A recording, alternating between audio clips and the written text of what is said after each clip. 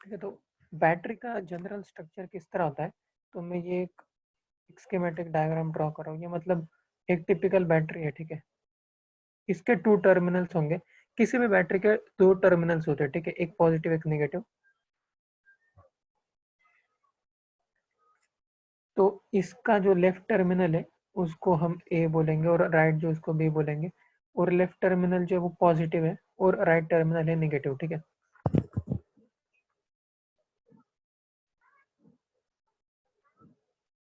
Hello. Yes sir. तो कोई भी बैटरी जो है, इसका एक स्पेशलिटी होता है कि वो अपने दोनों जो टर्मिनल्स है उसके across constant potential difference maintain करता है, ठीक है। मतलब फॉर एग्जांपल ये बैटरी अगर 5 वोल्ट की है, ठीक है, तो इसके अक्रॉस जो दो टर्मिनल्स है ए और बी, इन दोनों टर्मिनल्स के अक्रॉस हमेशा 5 वोल्ट का पोटेंशियल डिफरेंस रहेगा, ठीक है। मतलब हम इसको कुछ भी कनेक्ट कर दे, वायर कनेक्ट करें या कुछ रजिस्टर, कुछ लाइट बल्ब, फैन, कुछ भी इलेक्ट्रिकल कंपोनेंट हम सर्किट अगर बनाते हैं, तो इस ए और बी दोनों टर्मिनल्स के अक्रॉस हमेशा 5 वोल्ट का पोटेंशियल डिफरेंस रहेगा, ठीक है। ये बैटरी का प्रॉपर्टी है। मतलब यस सर। इसी को बैटरी कहते हैं कि जो दो टर्मिनल्स में हमेशा एक पोटेंशियल डिफरेंस कांस्टेंट मेंटेन करके रखता है। अब ये कैसे मेंटेन करता है, ये बैटरी का इंटरनल मैकेनिज्म है, ठीक है। मतलब कुछ चार्ज ट्रांसफर करके इधर उधर करके, लेकिन हमेशा दो टर्मिनल के अक्रॉस एक कांस्टेंट पोटेंशियल डिफरेंस मेंटेन होगा, ठीक है। Yes sir. तो अब ये कैसे होता है, एक्चुअली ये बैटरी के अंदर कुछ केमिकल सब्सटेंसेस होंगे, अगर आपने स्कूल में पढ़ा होगा तो अलग अलग केमिकल सब्सटेंस से हम बैटरी बना सकते हैं, ठीक है। जनरली क्या होता है, 2 अलग अलग मेटल प्लेट्स होते हैं और वो किसी लिक्विड सॉल्यूशन में किसी केमिकल में इमर्स किए होते हैं, तो उससे एक पोटेंशियल डिफरेंस जनरेट होता है। लेकिन ये हर एक बैटरी का कुछ स्ट्रक्चर अलग हो सकता है, लेकिन ये मतलब फिजिक्स के स्कोप में नहीं, ये मतलब केमिस्ट्री में आप पढ़ेंगे, शायद इलेक्ट्रोकेमिस्ट्री चैप्टर होगा उसमें डिटेल में पढ़ेंगे। तो हमें फिजिक्स में बस इतना ये जानना है कि बैटरी के जो दो टर्मिनल्स होते हैं उसके बीच में पोटेंशियल डिफरेंस कांस्टेंट होता है, ठीक है। तो बैटरी के अंदर क्या होता है, लीड होता है। जो भी मैकेनिज्म है, केमिकल सब्सटेंसेस है, वो जो भी चार्जेस है बैटरी के अंदर, जो भी मटेरियल है उसमें पॉजिटिव चार्जेस को वो पॉजिटिव टर्मिनल की तरफ फोर्स लगेगा, ठीक है। मतलब फोर्स का डायरेक्शन जो है वो इस तरह होगा। ये बैटरी का फोर्स है, ठीक है, इसलिए मैं इसको एफ बी यहाँ पे लिख रहा हूँ, ठीक है। ये अगर कोई पॉजिटिव चार्ज है तो उसको फोर्स कौन से डायरेक्शन में लगेगा, नेगेटिव टू पॉजिटिव टर्मिनल, ठीक है। ये बैटरी के अंदर है, ठीक है। यस और सर। ये और ये फोर्स किसकी वजह से लग रहा है, जो बैटरी के अंदर जो भी केमिकल सब्सटेंसेस है वो इस तरह से हमने अरेंज किए, वो इस तरह का मैकेनिज्म है कि कोई भी पॉजिटिव चार्ज होगा तो उसको पॉजिटिव टर्मिनल की तरफ फोर्स लगेगा, ठीक है। और अगर निगेटिव होगा तो निगेटिव को ऑपोजिट लगेगा, मतलब निगेटिव टर्मिनल की तरफ फोर्स लगेगा, ठीक है। तो इसकी वजह से क्या होता है कि इलेक्ट्रॉन्स सारे राइट साइड में चले जाएंगे ना, क्योंकि उनको राइट साइड में फोर्स लगेगा, क्योंकि ये निगेटिवली चार्ज है। तो सारे इलेक्ट्रॉन्स ये निगेटिव टर्मिनल, ठीक है, इस तरह से, और सारा पॉजिटिव चार्ज पॉजिटिव टर्मिनल में एक्यूमुलेट हो जाएगा, ठीक है। तो हमें तो ये पता है कि एक्चुअली जहाँ चार्ज होता है, मतलब फॉर एग्जांपल ये कैपेसिटर में भी हमने देखा था कि जहाँ पॉजिटिव चार्ज है और ये निगेटिव है उसका ऑपोजिट, तो electric field positive to negative होता है, ठीक है। तो बैटरी के अंदर क्या होगा, बैटरी के अंदर इस बैटरी के फोर्स की वजह से इस तरफ पॉजिटिव आएंगे और राइट साइड में निगेटिव आएंगे, तो इसकी वजह से एक इलेक्ट्रिक फील्ड बनेगा जिसका डायरेक्शन होगा ये, ठीक है। और इसके वजह से जो फोर्स लगेगा वो भी इसी डायरेक्शन में लगेगा ना। तो ये जो फोर्स लगेगा, जो एक्यूमुलेटेड चार्ज है उसके वजह से, वो फोर्स और जो बैटरी का फोर्स है एफ बी, ये दोनों अपोजिट होंगे, ठीक है। ये समझ में आ रहा है। Yes sir. इलेक्ट्रिक फील्ड मतलब लेफ्ट साइड, राइट साइड, और फोर्स जो है मतलब इलेक्ट्रिक फ्लो वो पॉजिटिव साइड, लेफ्ट साइड। हाँ, बैटरी का जो फोर्स है पॉजिटिव चार्ज पे वो लेफ्ट साइड में, लेकिन ये फोर्स लगने के बाद कुछ चार्ज लेफ्ट साइड में एक्यूमुलेट हो जाएगा और कुछ minus charge negative charge right side में एक्यूमुलेट हो जाएगा। अब इस इंड्यूस चार्ज की वजह से एक इलेक्ट्रिक फील्ड बनेगा जो कि एफ बी के ऑपोजिट फोर्स लगेगा, ठीक है। तो एक्चुअली अंदर बैटरी के अंदर जो भी चार्जेस है वो कब तक इंड्यूस होते रहेंगे, जब तक ये इंड्यूस चार्ज का जो फोर्स है वो और ये एफ बी जो है वो इक्वल नहीं हो जाते, ठीक है। तो ये इक्वल एंड ऑपोजिट जब होंगे उसके बाद में कुछ बैटरी के अंदर मूवमेंट नहीं होगा, ठीक है, मतलब चार्जेस का मूवमेंट नहीं होगा, ठीक है। ठीक है सर। तो बैटरी के अंदर जो भी फोर्स है, मैकेनिज्म है, तो वो क्या करेगा, पॉजिटिव टर्मिनल की तरफ पॉजिटिव चार्ज को भेजेगा और नेगेटिव टर्मिनल की तरफ नेगेटिव चार्ज को भेजेगा।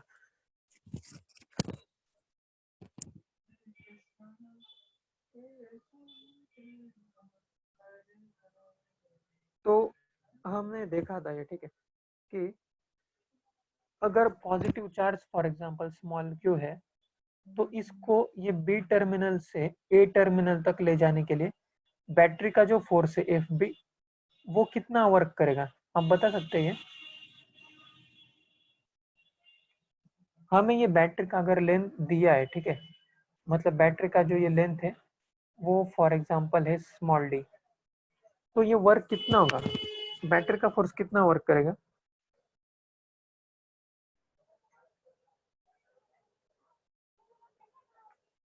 हेलो,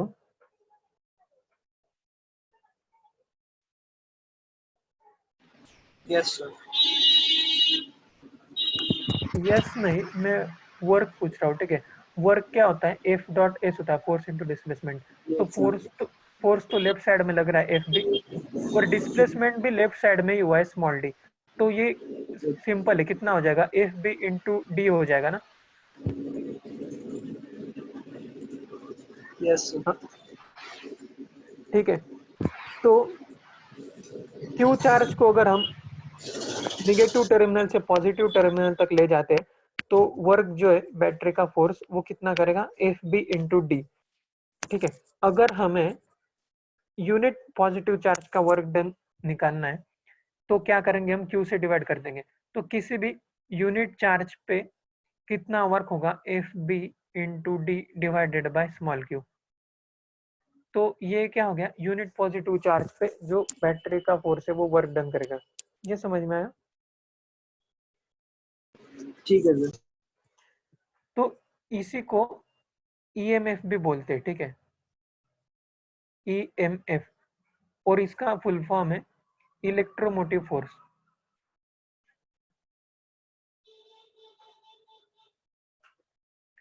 इलेक्ट्रोमोटिव फोर्स इसको शॉर्ट में ईएमएफ लिखते हैं। और ये क्या होता है, किसी भी यूनिट चार्ज को नेगेटिव टर्मिनल से पॉजिटिव टर्मिनल तक ले जाने में जो भी बैटरी का फोर्स है वो वर्क डन करेगा, ठीक है, उसको कहते हैं इलेक्ट्रोमोटिव फोर्स। ये क्लियर हुआ। हेलो। Yes sir. तो ये एक्चुअली वर्क है, ठीक है, इससे कंफ्यूज मत होइए। यहाँ पे फोर्स है इसके फुल फॉर्म में, हम बस इसे फोर्स बोलते हैं, ठीक है, इलेक्ट्रोमोटिव फोर्स, क्योंकि इसी की वजह से जो है चार्जेस फ्लो होते हैं, इसलिए हम बोलते हैं कि फोर्स। लेकिन एक्चुअली ये फोर्स नहीं, ये क्या है, वर्क डन है, मतलब यूनिट पॉजिटिव चार्ज पे जो भी वर्क होगा ये है। और ये यूनिट पॉजिटिव चार्ज है इसलिए हम इसे पोटेंशियल डिफरेंस भी कहते हैं, ठीक है। एक्चुअली बैटरी के अक्रॉस जो पोटेंशियल डिफरेंस होता है वो ईएमएफ के बराबर ही होता है, ठीक है। क्योंकि आपने अगर पोटेंशियल, आपको याद है पोटेंशियल क्या होता था, कि एक यूनिट पॉजिटिव चार्ज पे जो भी इलेक्ट्रिक फोर्स वर्क डन करता है, यही था ना। तो ये ईएमएफ जो है वो एक्चुअली पोटेंशियल डिफरेंस होगा, हम इसे कैपिटल वी से भी डिनोट करेंगे, ठीक है। और इसका यस। यूनिट क्या होगा, वोल्ट्स होगा ना। पोटेंशियल का यूनिट क्या होता है, वोल्ट होता है। तो ये ईएमएफ हमेशा वोल्ट में डिस्क्राइब्ड होगा, जैसे यहाँ पे दिया है 5 वोल्ट, ठीक है। तो किसी भी बैटरी पे अगर आप देखेंगे तो स्पेसिफाई किया होता है कि बैटरी का ईएमएफ क्या, 5 वोल्ट, 1.5 वोल्ट, 3.7 वोल्ट, इस तरह से। ये क्लियर है। Yes sir. तो हमेशा ये पोटेंशियल डिफरेंस जितना भी वोल्ट का बैटरी है उतना मेंटेन होगा, ठीक है। अब ये कैसे मेंटेन होगा, वो अंदर का कुछ केमिकल मैकेनिज्म है, उससे हमें ज्यादा अभी कुछ लेना देना नहीं है। बस हमें फिजिक्स में ये याद रखना है कि बैटरी के अक्रॉस जो दो टर्मिनल्स है उनके अक्रॉस पोटेंशियल डिफरेंस कांस्टेंट होगा, जो भी बैटरी का ईएमएफ है उतना, ठीक है। ठीक है सर। ठीक है, तो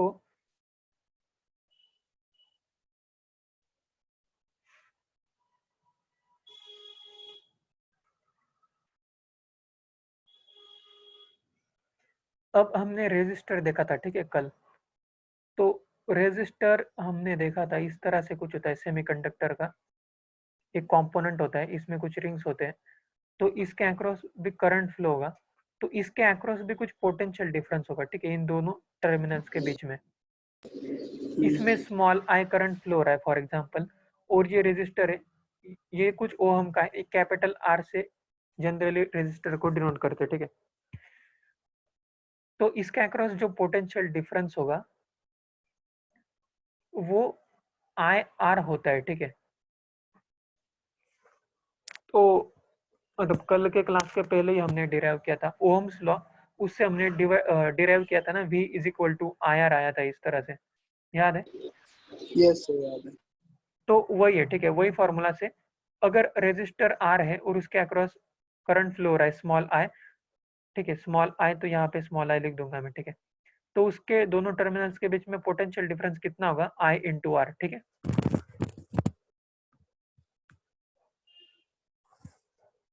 और बैटरी का तो हमने अभी देखा कि जो भी स्पेसिफाइड ईएमएफ है बैटरी का, हमेशा उतना ही पोटेंशियल डिफरेंस रहेगा बैटरी के अक्रॉस, ठीक है। अब रेजिस्टर के अक्रॉस तो चेंज भी हो सकता है ना, क्योंकि अगर आर तो कांस्टेंट है, लेकिन अगर करंट कम ज्यादा होता है तो जो पोटेंशियल ड्रॉप है वो कम ज्यादा हो जाएगा, ठीक है। लेकिन बैटरी का ऐसा नहीं है, बैटरी का हमेशा कांस्टेंट होगा, ठीक है। ये क्लियर है। यस।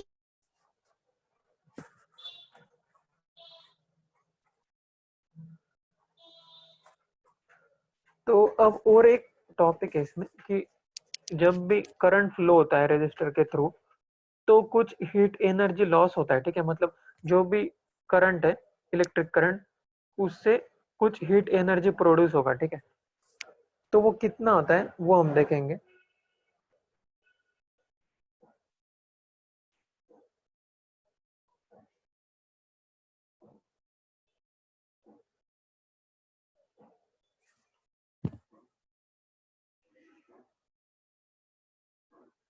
ठीक है, तो कोई भी सर्किट है फॉर एग्जांपल, ये मैं क्लियर करूँ क्या, इसमें कुछ डाउट है बताइए।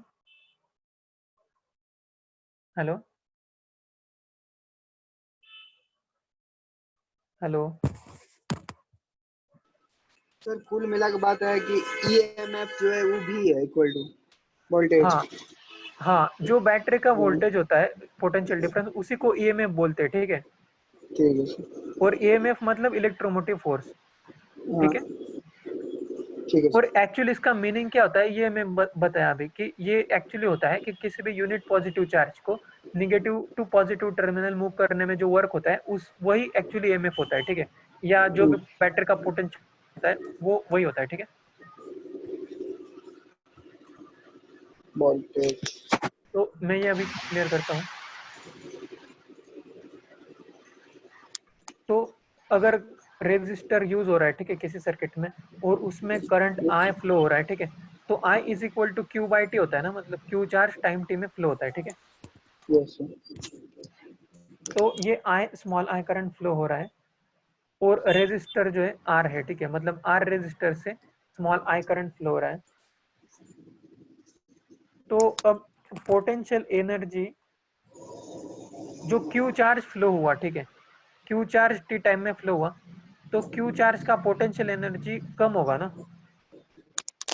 मतलब कुछ चेंज होगा, ठीक है।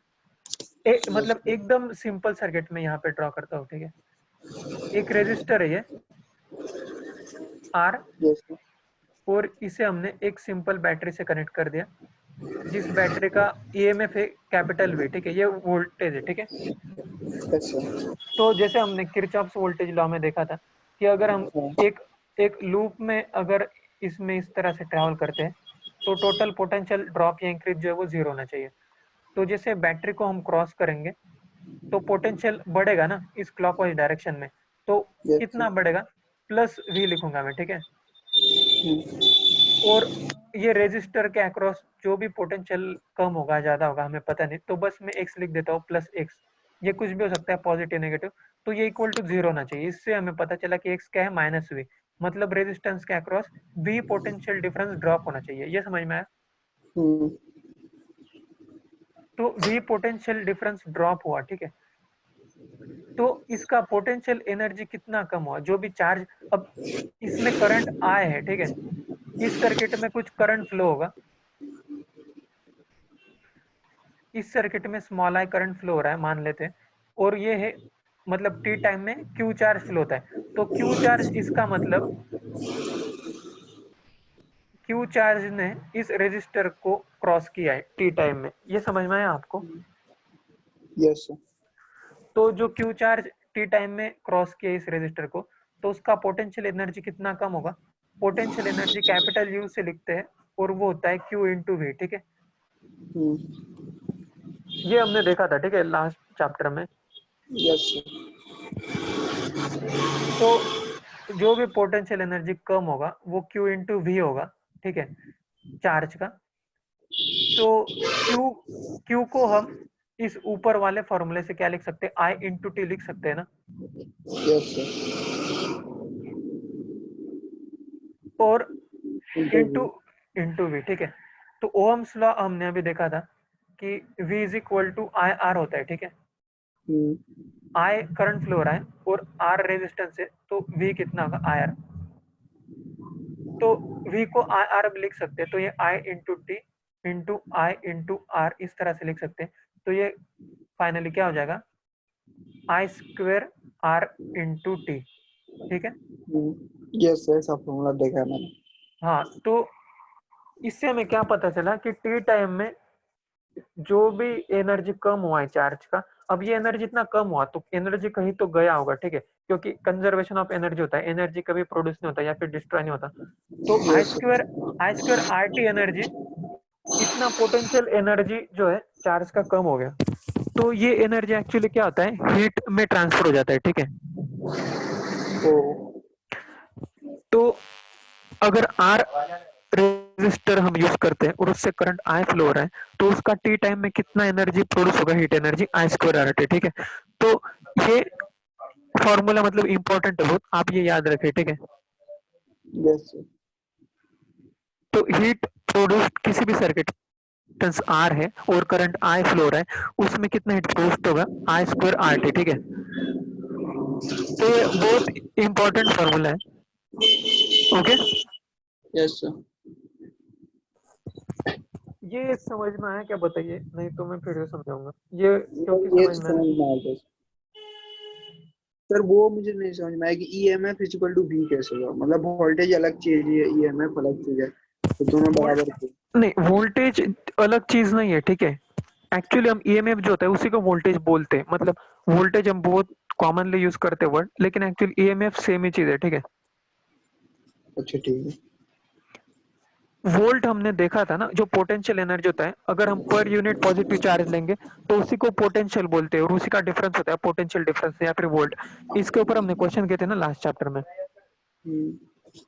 तो अब ठीक इस है। बैटरी में भी हम यही देख रहे थे ना कि एक यूनिट पॉजिटिव चार्ज को अगर हम नेगेटिव टू पॉजिटिव टर्मिनल लेके जाएंगे, तो जो भी वर्क डन होगा वो क्या होगा, वोल्ट्स होगा ना उसका यूनिट, क्योंकि ये यूनिट पॉजिटिव चार्ज है। अगर ज्यादा होता मतलब 2-3 यूनिट्स, तो क्या होता है, जूल में आ जाता है ये आंसर, ठीक है। ठीक है सर। वर्क डन जो होता है वो जूल में होता है, लेकिन joule per unit positive charge करेंगे हम, जूल पर कुलोम, तो वो वोल्ट हो जाता है, ठीक है। ये समझ में आया? हाँ सर। तो एक्चुअली वोल्ट जो है वो क्या होता है, जूल पर कुलोम होता है, ठीक है। मतलब जो भी वर्क डन है उसको अगर आप डिवाइड बाय चार्ज करेंगे, मतलब कितने चार्ज पे हुआ है, तो उसका जो यूनिट होगा जूल पर कूलम होगा, और इसी को हम वोल्ट लिखते हैं, ठीक है। यस। तो हीट प्रोड्यूस आई स्क्वायर आर टी होगा, ठीक है। अब इसी फॉर्मूला को आप अलग अलग फॉर्म में लिख सकते हैं, ठीक है। V is equal to I R का यूज करके, फॉर एग्जाम्पल अगर आप आई को लिखते हैं V बाय आर, तो इस फॉर्मूला में डाल दीजिए I is equal to V by R, तो क्या होगा V बाय आर का स्क्वायर इंटू आर टी, यही हो जाएगा ना। Yes sir. तो ये क्या हो जाएगा, V square T by R, इस तरह कुछ हो जाएगा। तो मतलब ये सारा फॉर्मूला याद करने की जरूरत नहीं, आप एक फॉर्मूला याद रखिए, क्या होता है, heat is equal to I square R T, ठीक है। Yes sir. अब एनर्जी प्रोड्यूस हो रहा है, तो हम पावर भी कैलकुलेट कर सकते हैं, ठीक है। एनर्जी और पावर कैसे रिलेटेड होता है बताइए। एनर्जी और पावर। पावर क्या होता है। पावर वही आई स्क्वायर का वैल्यू ऊपर होता है, मतलब हाई वैल्यू। नहीं, पावर और एनर्जी का रिलेशन बताइए क्या होता है। अच्छा, पावर मैकेनिकल है और एनर्जी इलेक्ट्रिकल है।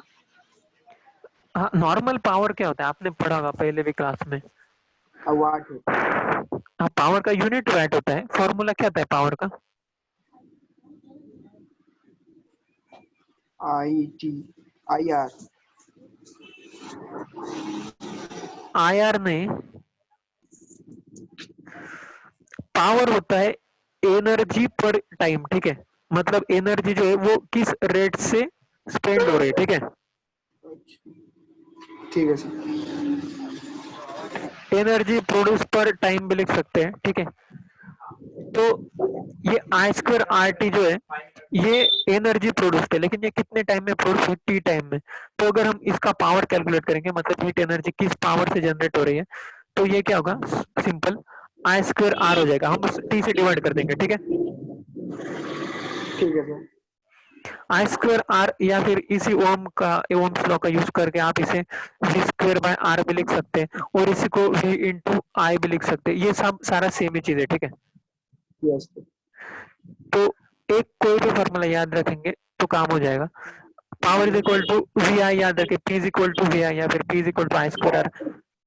और हीट प्रोड्यूस क्या होता है, आई स्क्वायर आर टी, मतलब पावर को अगर आप टी से मल्टीप्लाई कर देंगे तो हीट एनर्जी प्रोड्यूस आ जाएगा, ठीक है। ठीक है सर। इसमें कोई डाउट है तो पूछिए। नहीं सर, कोई डाउट नहीं। ये क्लियर कर दो क्या। क्या सर? हाँ सर, क्लियर कर दी। वो ठीक है। ठीक है,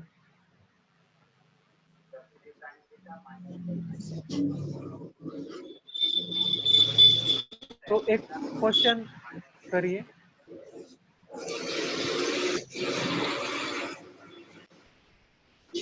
एक रेजिस्टर है, ठीक है, और उसका जो हीट एनर्जी है वो है 400 जूल, ठीक है।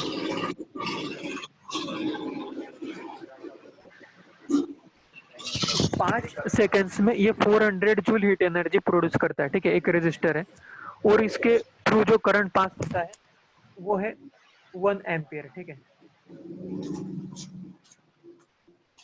तो हमें निकालना है कि ये रेजिस्टर का वैल्यू क्या है, मतलब ये रेजिस्टेंस कितना ओम है। और दूसरा है कि अगर हम करंट को चेंज करेंगे, ठीक है, तो ये मैं लिख देता हूँ, ठीक है। आप पहले ये रेजिस्टेंस कैलकुलेट किए, फाइंड, पहला चीज है आर, आर का वैल्यू निकालिए। दूसरा चीज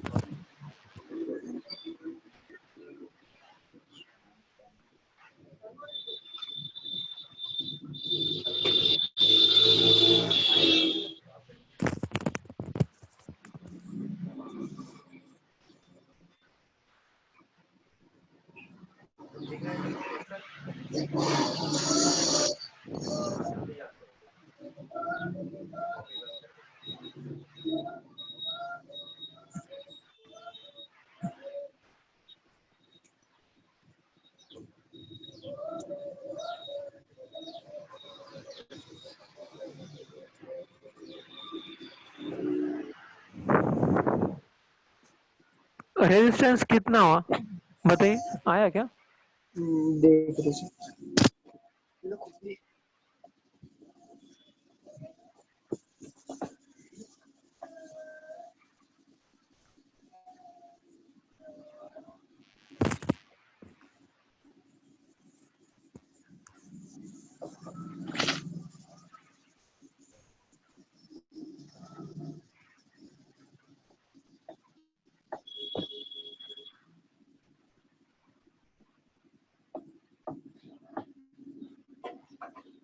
अस्सी है सर, 80 है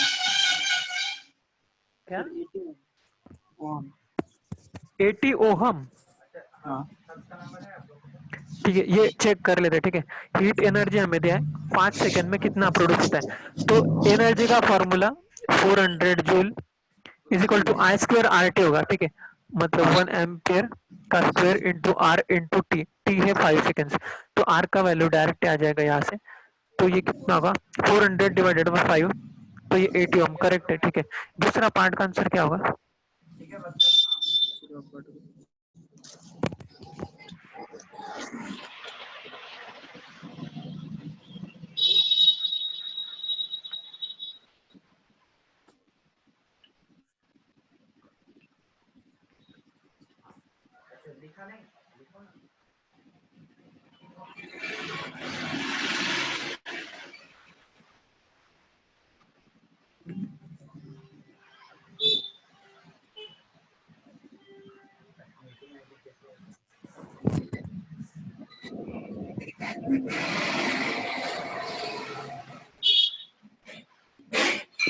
सौ 100 हो जाएगा। 100 जूल। 100 joule sir. 100 जूल।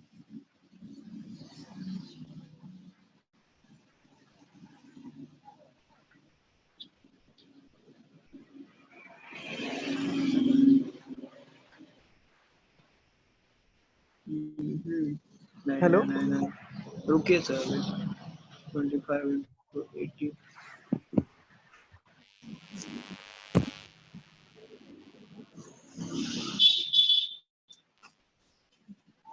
1। हाँ। 4 4 20 सर।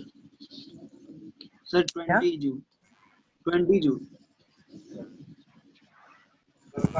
ठीक है, तो अब करंट चेंज कर दें और पर सेकेंड मतलब 1 सेकंड में कितना प्रोड्यूस होता है ये निकालना है ना। Yes sir. ठीक है, सिंपल है। I square R T use करेंगे, तो आई स्क्वायर इंटू आर, आर तो 80 ओम हमें पता चल गया, इंटू टाइम, टाइम 1 सेकंड लगेगा क्योंकि हमें पर सेकंड चाहिए। तो यही सॉल्व करके आंसर आ जाएगा। 0.5 का होगा 0.25 इंटू 80, तो ये होगा 20 जूल। ये करेक्ट है, ये इजी है ना। यस सर जी। ठीक है, अब ये सॉल्व कीजिए। ठीक है, ये आर रेजिस्टेंस है और इसको बैटरी से कनेक्ट किया और बैटरी है 5 वोल्ट्स और आर है 10 ओहम। तो इस सर्किट में कुछ करंट भी फ्लो होगा, तो ये करंट जो है वो कितना होगा? ठीक है, यह पहला क्वेश्चन है। दूसरा है हीट प्रोड्यूस्ड इन आर,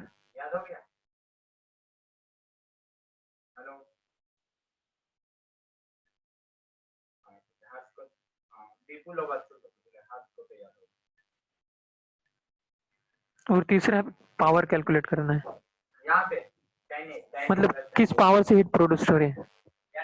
ठीक है, ये सॉल्व कीजिए।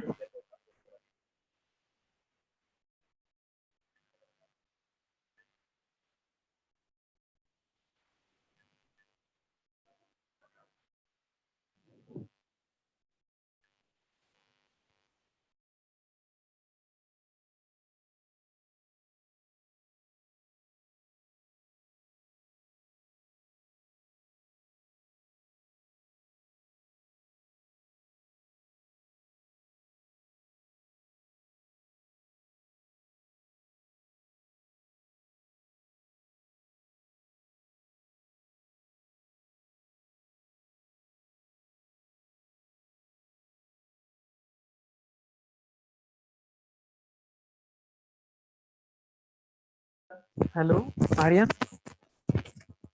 Yes sir. बताइए अंकल।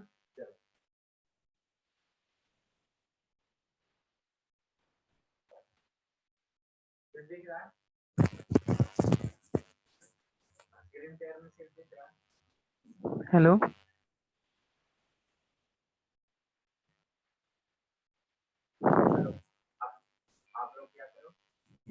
हेलो। यस सर, पहला का होगा हाफ एम्पेयर। Half ampere. तो ये तो बहुत इजी है, ठीक है। तो आई आर होता है V is equal to I into R. 0.5 ampere हो गए, करेक्ट। दूसरा क्या होगा? दूसरा होगा 12.5 joule. Heat produced in R in 5 seconds. तो ये आई स्क्वायर आर टी होगा 0.5 ampere square into R into T.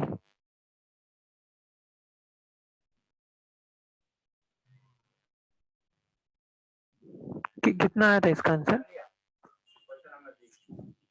इसका है 12.5 जूल।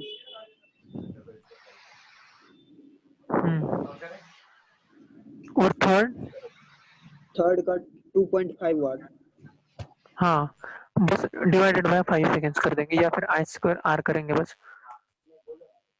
आई स्क्वायर आर तो हो जाएगा 2.5, इसका यूनिट होगा वॉट।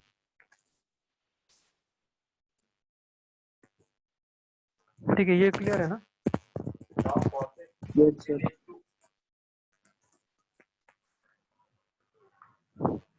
तो इस सेम ही सर्किट में एक बस छोटा सा मॉडिफिकेशन कर दिया हमने, ठीक है। इसमें दो रेजिस्टर्स इस तरह से कनेक्ट किए हैं और ये बैटरी है। हम सेम ही यूज करते हैं, ये 5 वोल्ट का बैटरी है, ये 10 ओहम है, और एक 5 ओहम का रेजिस्टर हमने इसमें ज्वाइन कर दिया। तो अब फाइंड करना है इसमें करंट कितना प्रोड्यूस होगा, ठीक है। ये R1 R2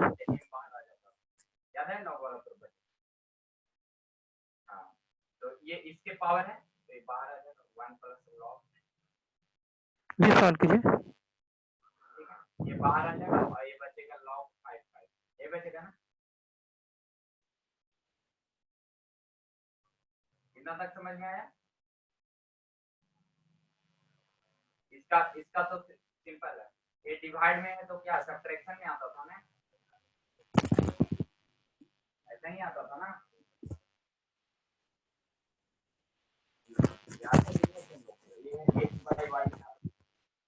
सर पहला का 1/3 एम्पेयर होगा।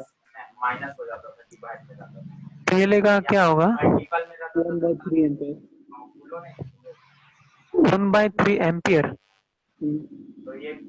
हाँ, ठीक है। दूसरा?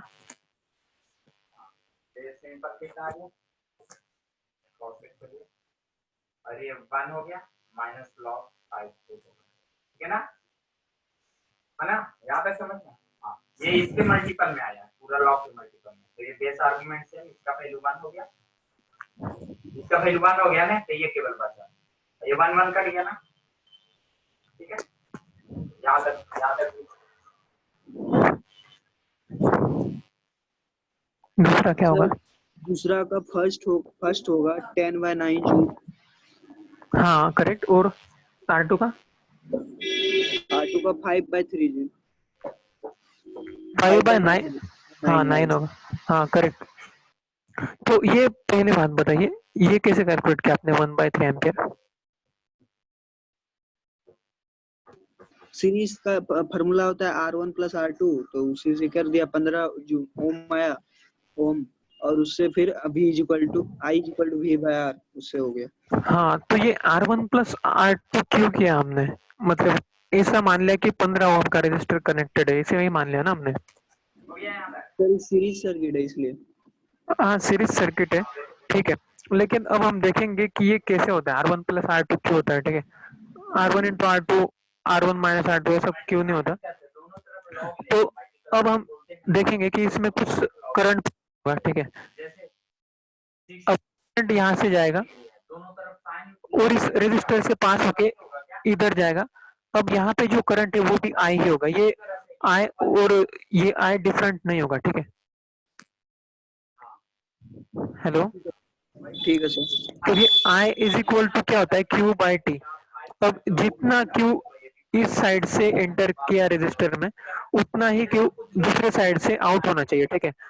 क्योंकि एक्यूमुलेट तो नहीं हो रहा है ना रजिस्टर में कुछ चार्ज, तो इसका मतलब है कि पूरे सर्किट में जो करंट है वो सेम ही रहेगा, ठीक है।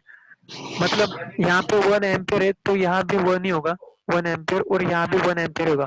ऐसा नहीं कि यहाँ पे हाफ एम्पियर हो जाएगा या बढ़ जाएगा 1.5 एम्पियर, ठीक है। Yes sir. क्योंकि चार्ज कंजर्व हो रहा है इसलिए करंट भी कांस्टेंट होगा, ठीक है। जितना चार्ज लेफ्ट से एंटर किया उतना ही राइट साइड से आउट होगा, ठीक है। अब किरचॉफ वोल्टेज लॉ हमने देखा था ना कि किसी भी एक लूप में अगर हम तो टोटल ड्रॉप या बढ़ना जो भी है वो कांस्टेंट होगा। तो एक बार इस लूप में तो क्या होगा, बैटरी से यहाँ से शुरू करेंगे हम, तो बैटरी में जब घूमेंगे तब 5 वोल्ट ऐड हो गया, 5 वोल्ट बढ़ गया, इसलिए +5 लिखा मैंने। अब पहले R1 में क्या होगा, ड्रॉप होगा, और कितना ड्रॉप होगा, I इंटू आर। तो I इंटू ड्रॉप होगा इसलिए निगेटिव में लिखता हूँ, negative I into are, R10 है। दूसरे R2 और ड्रॉप होगा -I इंटू आर, और ये इक्वल टू 0 होना चाहिए, ठीक है।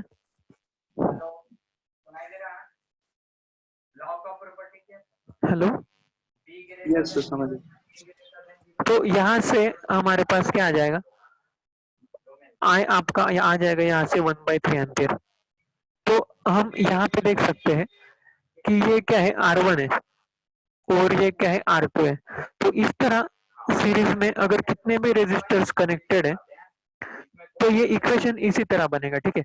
मतलब ये बैटरी का वोल्टेज होगा, ये वोल्टेज माइनस आई इंटू जितने भी रेजिस्टर है R1 प्लस R2, इस तरह इक्वेशन बनेगा इक्वल टू 0।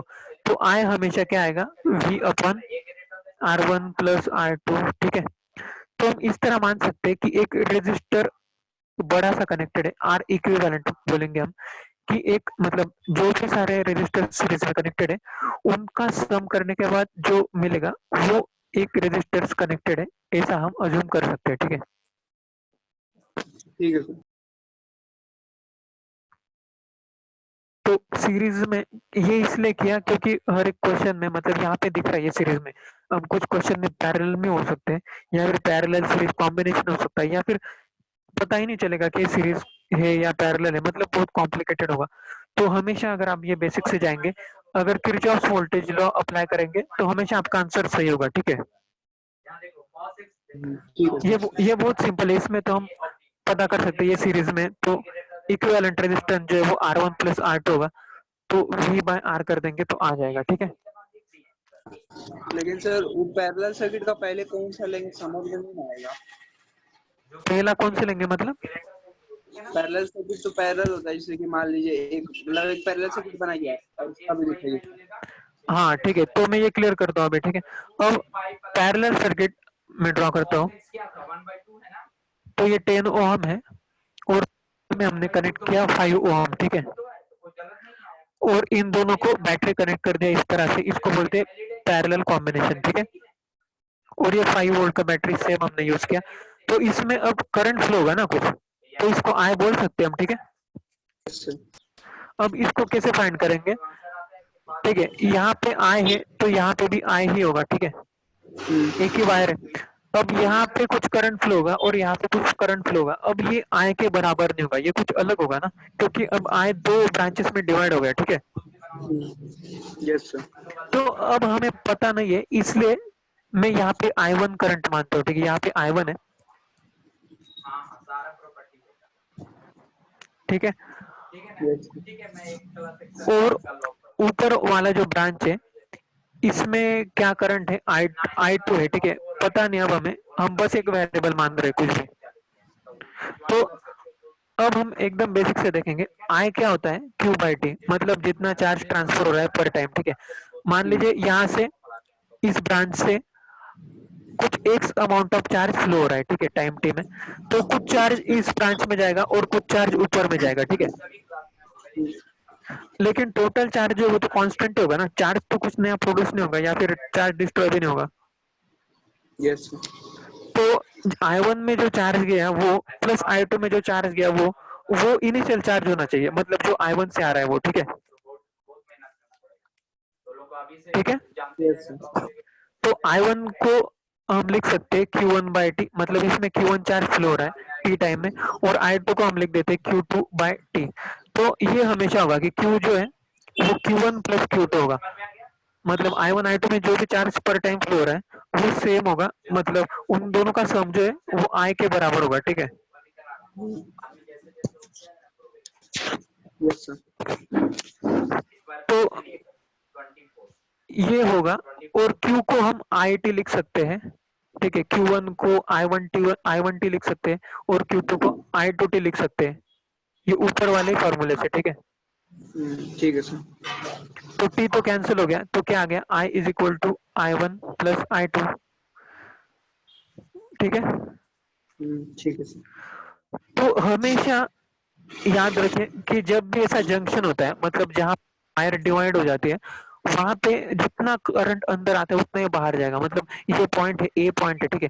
ए करंट कितना आ रहा है बाहर से अंदर, आई आ रहा है ना, और कितना जा रहा है, I1 भी बाहर जा रहा है ए से, और I2 भी बाहर जा रहा है, तो जितना करंट अंदर आएगा उतना ही बाहर जाएगा, मतलब I is equal to I1 plus I2 होगा, ठीक है। Yes sir. अब ये जो हमने अभी डिराइव किया, ये बहुत इंपॉर्टेंट लॉ है, ठीक है। इसको बोलते हैं Kirchhoff current law. Kirchhoff current law, जैसे हम वोल्टेज का लॉ देखा था हमने, तो ये करंट का लॉ है, इसको शॉर्ट फॉर्म केसीएल लिखते हैं, जैसे किरचॉफ वोल्टेज लॉ को केवीएल लिखते थे, तो ये केसीएल है, ठीक है। ये समझ में आया? केसीएल समझ में तो आ गया सर, लेकिन अभी भी प्रॉब्लम वही है कि पहले कौन लेंगे, ये नीचे वाला कि ऊपर वाला? हाँ, अभी ये पूरा क्वेश्चन सॉल्व करेंगे, धीरे धीरे करेंगे पूरा समझ के। अभी तक मैंने जो बताया उसमें कोई डाउट है क्या, बताइए। नहीं सर। किरचॉफ करंट लॉ समझ में आया ना, किसी भी जंक्शन में, मतलब अगर दो चार वायर अगर क्रॉस हो रहे एक पॉइंट पे, तो जितना करंट अंदर आएगा उतना ही बाहर जाएगा, ठीक है। ठीक है सर। मतलब मान लीजिए इस तरह का प्लस साइन है, यहाँ पे 5 एम्पियर करंट आ रहा है, ठीक है, और यहाँ पे फ्लो हो रहा है 2 एम्पियर करंट, यहाँ पे फ्लो हो रहा है 1 एम्पियर करंट, तो यहाँ पे जो करंट फ्लो होगा ये कितना होगा बताइए। डायरेक्शन करंट का मैंने दिखाया है डायग्राम में।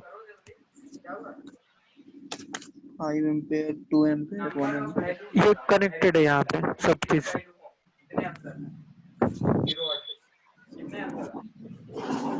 तो यहाँ पे जो करंट होगा आई वो कितना होगा? सब मिल के आएगा। हाँ बताइए, आंसर बताइए, कितना एम्पियर होगा?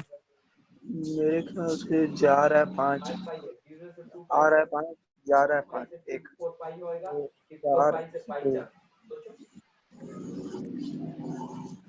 6 होना चाहिए। 6 एम्पियर? हाँ कैसे निकाला आपने? सर, 5 जा रहा है, निकल रहा है एक, तो 4, मतलब 4 कहाँ गया, नीचे गया, और 2 ऊपर से आ रहा है, लेकिन नीचे का पता नहीं, तो 2 ही आ रहा होगा फुल, इसलिए 4 + 2 6। ठीक है, पॉइंट अंदर कितना करंट आ रहा है? अंदर कितना आ रहा है बताइए। क्या? 5 ना? हाँ 5, और बाहर कितना जा रहा है टोटल? 1। ये 2 एम्पियर कहाँ जा रहा है, अंदर या बाहर? कहाँ जा रहा हाँ, तो ये भी तो जा रहा है 2 एम्पियर भी बाहर जा रहा है, 1 भी बाहर जा रहा है, तो ये टोटल 3 बाहर जा रहा है ना, ये दोनों मिला के। है? Yes sir. तो ये तीसरे में क्या होगा? 2 होगा। Yes sir. कितना? 2 2। 2 एम्पियर करेक्ट आंसर है, ये समझ में आया कि आप 6 कैसे बोल रहे थे। अगर यस सर। 5 अगर टोटल अंदर आ रहा है तो 5 ही बाहर भी जाना चाहिए। अब ये दोनों मिला के तो 3 एम्पियर बाहर जा रहा है, तो जो बचा हुआ 2 एम्पियर है वो इसी रूट से बाहर जाएगा ना। ये क्लियर है ना? यस। अब इस तरह का कुछ कनेक्शन है, ठीक है, यहाँ से 2 एम्पियर करंट फ्लो हो रहा है, और इस ब्रांच से 1.5 एम्पियर करंट फ्लो हो रहा है, तो इस ब्रांच में करंट कैसा होगा, किस डायरेक्शन में होगा और कितना होगा बताइए।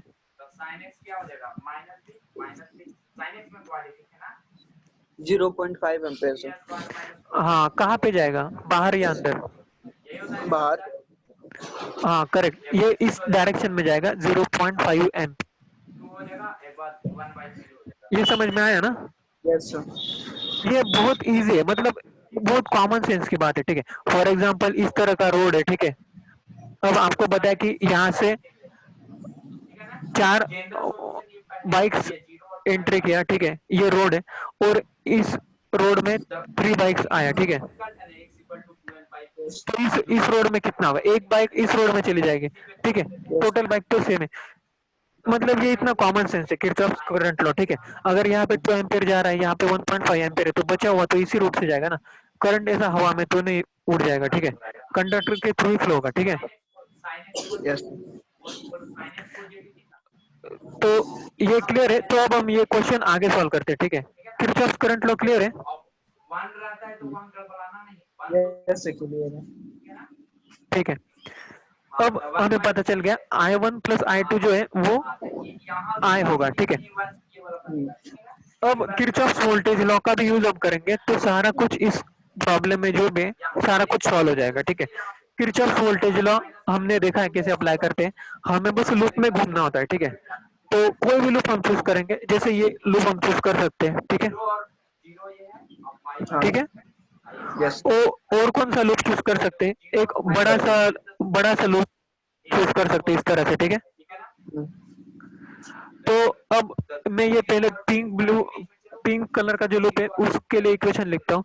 तो बैटरी का वोल्टेज अगर इस लूप तो बढ़ जाएगा, ठीक है, +5।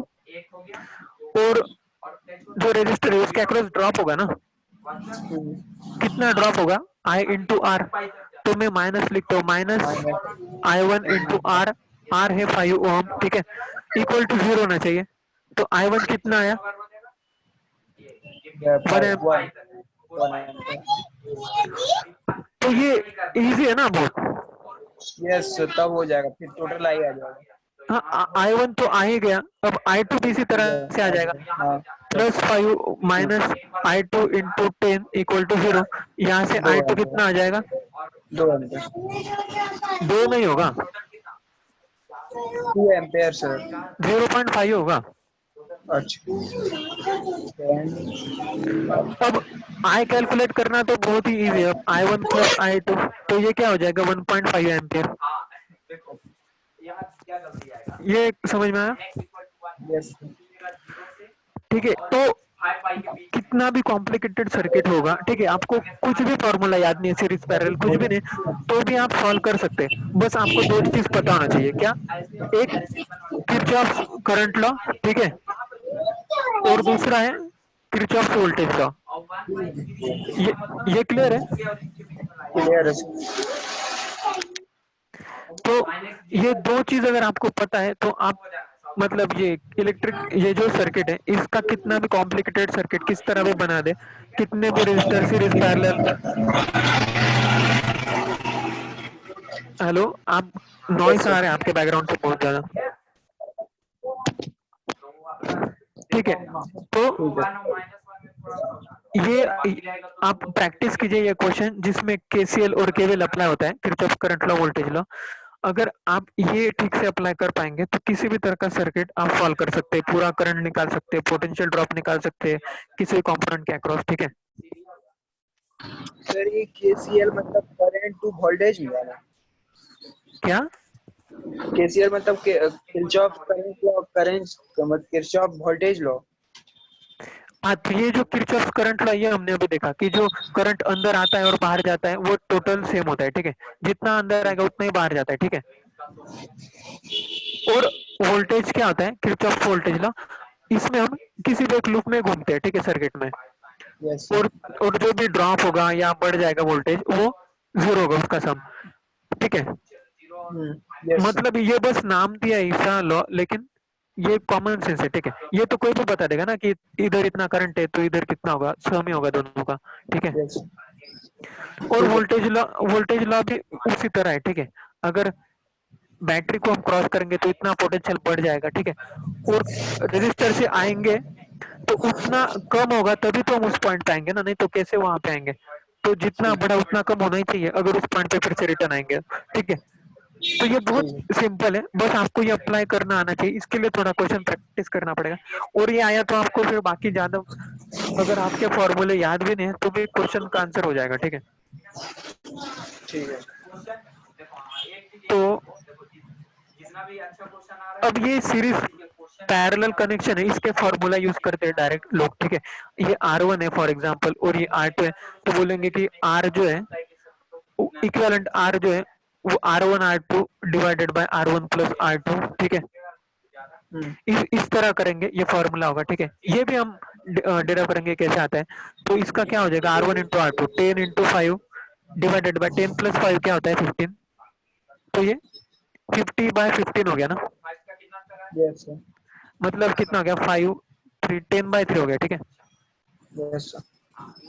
तो एक्चुअली अब करंट कितना होना चाहिए, टोटल आई जो ये आई होगा वो होगा V अपॉन R, ठीक है। तो V है 5 वोल्ट और R क्या है 10/3 है, तो 10/3, तो ये क्या हो जाएगा 15/10, तो ये हो गया 1.5 एम्पियर, ठीक है।